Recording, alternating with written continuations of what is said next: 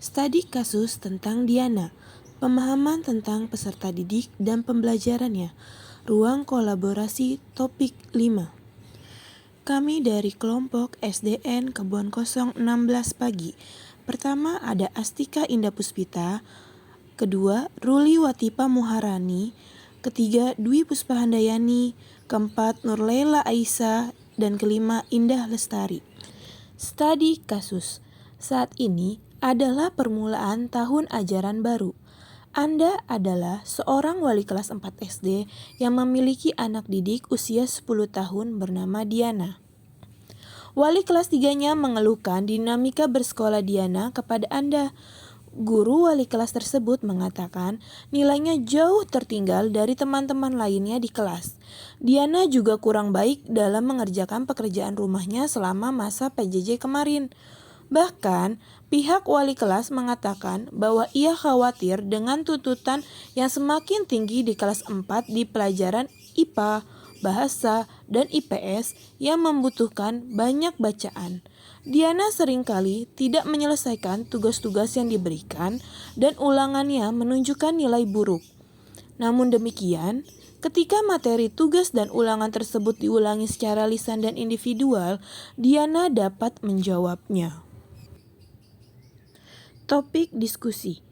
Pertama, kira-kira bagaimanakah cara melakukan asesmen terhadap keadaan Diana? Kedua, jenis asesmen apakah yang akan Anda berikan kepada siswa Anda tersebut? Jelaskan pertimbangan Anda. Ketiga, kesimpulan apa yang Anda dapat tarik dari asesmen yang Anda desain dan lakukan tersebut? Hipotesis yang bisa diambil dari kasus Diana ini yang pertama yaitu Diana belum bisa membaca.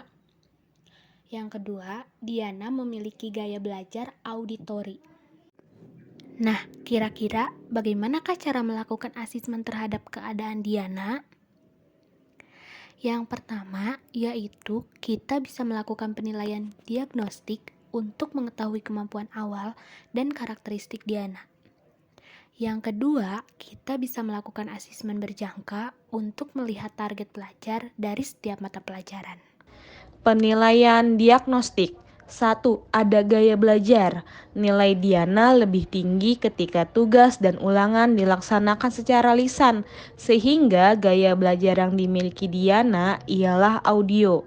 Yang kedua, psikososial. Diana lebih menyukai kegiatan yang bersifat individu. Ketiga, kognitif. Diana cenderung tertinggal dari teman-temannya. 4. Emosional. Diana belum menunjukkan adanya pengelolaan emosi yang baik, sehingga ia bersikap individual dalam belajar. Yang terakhir, kelima yaitu status sosial. Status sosial di lingkungan masyarakat mempengaruhi pola asuh anak. Jenis asesmen apakah yang akan Anda berikan kepada siswa Anda tersebut? Jelaskan pertimbangan Anda. Ada 3, yaitu afektif, penilaian diri atau self-assessment.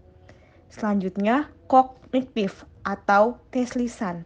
Terakhir, ada psikomotor, yaitu perform assessment presentasi. Selanjutnya ada penilaian afektif, yaitu terdapat 2 komponen. Komponen pertama, penilaian diri. Penilaian bisa dilakukan dengan mendeskripsikan kelebihan maupun kekurangan diri, serta menyebutkan kesuksesan apa saja yang sudah diraih dalam jangka waktu tertentu.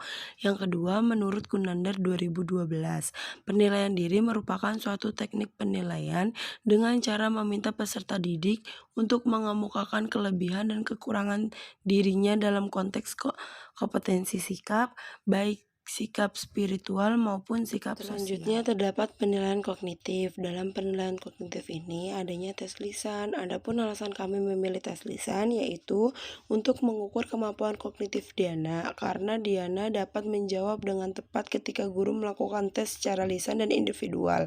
Hal yang dinilai dalam penilaian tes lisan ini yaitu penguasaan materi, ketepatan, dan kelancaran menjelaskan. Menurut Sari 2005, terdapat keuntungan tes lisan. lisan. Yang pertama, dapat menilai kemampuan dan tingkat pengetahuan yang dimiliki siswa, sikap serta kepribadiannya karena dilakukan secara berhadapan langsung. Yang kedua, bagi siswa yang kemampuan berpikirnya lambat sehingga sering mengalami kesulitan dalam memahami pertanyaan soal, tes bentuk lisan dapat menolong sebab dapat menanyakan langsung kejelasan pertanyaan yang dimaksud. Yang ketiga, hasil tes dapat langsung diketahui oleh siswa. Adapun kelemahan tes lisan yang pertama, subjektivitas pengetesan dari guru atau pengajar sering mencemari hasil tes. Yang kedua, waktu pelaksanaan yang diperlukan relatif cukup lama. Penilaian psikomotor. Pada penilaian psikomotor ini, kami menggunakan performance assessment dalam bentuk presentasi. Alasan kami memilih tersebut karena Diana mampu berbicara dengan lancar di depan guru. Menurut Setiono, tahun 2005, penugasan tersebut dirancang khusus untuk menghasilkan respon atau lisan atau tulis, menghasilkan karya atau produk, atau menunjukkan penerapan pengetahuan. Tugas yang diberikan kepada siswa harus sesuai dengan kompetensi yang ingin dicapai dan bermakna bagi siswa. Kesimpulan apa yang Anda dapat tarik dari asesmen yang Anda desain dan lakukan tersebut? Dalam merancang asesmen diperlukan hal tersebut dilakukan untuk mengetahui karakteristik dan kebutuhan peserta didik, serta permasalahan yang dihadapi peserta didik. Harus dianalisis lebih lanjut oleh guru agar dapat mendapatkan solusi, sehingga proses pembelajaran sesuai dengan capaian pembelajaran atau tujuan pembelajaran. Kesulitan yang dihadapi Diana dapat diatasi oleh guru kelas. Jika guru melakukan analisis dan merancang asesmen, selain itu, guru juga harus menjalin komunikasi dengan orang tua Diana.